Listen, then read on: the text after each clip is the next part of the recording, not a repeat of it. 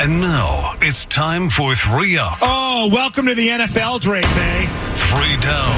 Oh my God, do something, even if it's wrong. With Greg Bedard from BostonSportsJournal.com. 3 Up. Gerard Mayo should be having a conniption on the sideline. 3 Down. This is inexcusable. On Felger Mazz on 98.5 The Sports Hub. All right, here comes some film study. Got to be quick. We're behind.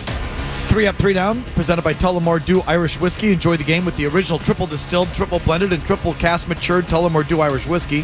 When it's game time, it's Tully time. Please drink responsibly. 3 studs, 3 duds. Greg after the film study. Mazz from his couch, number 1 star. Greg? Antonio Gibson. For him to have 4 rushes over 10 yards, including that ridiculous touchdown where there wasn't a whole lot of great blocking on that play. He just made the play. I don't understand why he only got 17 snaps in this game.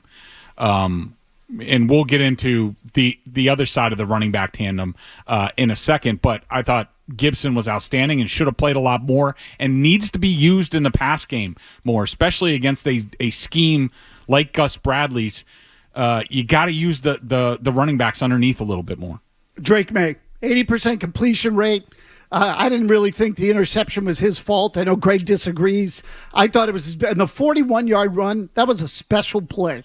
Really was. That was a great scramble. Number 2. Drake May. Best game that I had him for. I thought he was outstanding. I would say, I only marked him down on one throw, the one behind Booty. Other than that, a few decision things, including, it shows up week after week. I'm not really that worried about it as a rookie at his age, but going forward, he's still inviting a little bit too much pressure. I put 2 sacks in a hurry on him. Drifting in the pocket, getting a little bit deep at times. But other than that, I mean, I'm just picking at nits at this point because I thought he was great in this game. Antonio Gibson, terrific.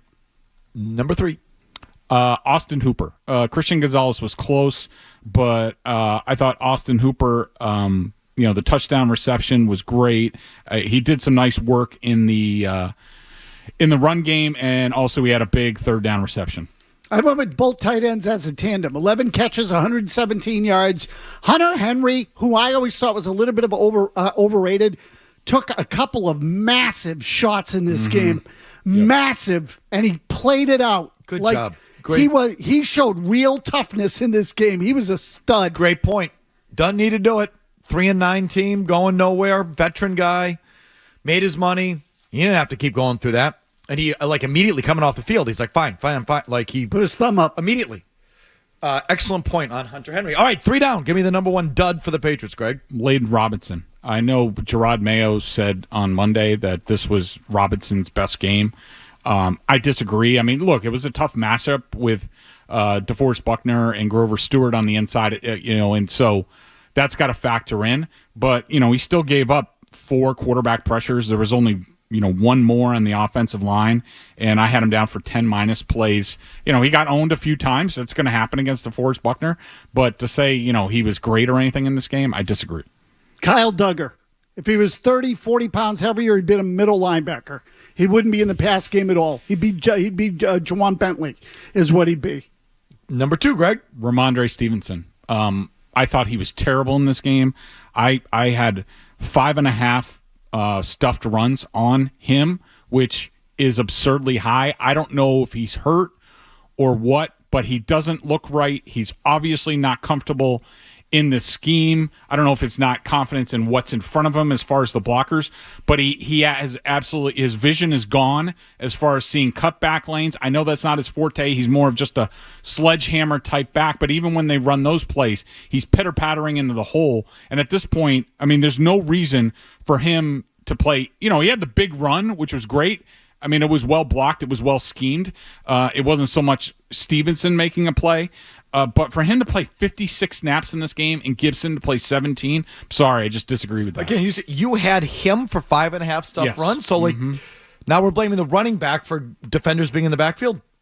No, it's not. It's running the wrong place. That he has an opportunity to get. I'm trying to poke the bear a little bit. Oh, sorry. Yeah, go ahead. No, I mean it's not guys in the so a stuffed run is 1 yard or fewer. I see. And he left way too many yards on the field in this game. There was plenty there more for him. Gibson took advantage of it. Stevenson did not.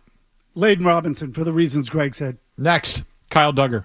This is now a weekly thing. I'm starting to wonder if Duggar needed somebody like Devin McCourty back there with him to make sure he was on top of everything, knew what he was doing, because, this is now a couple of years of this where he's a part of way too many problematic plays for the Patriots.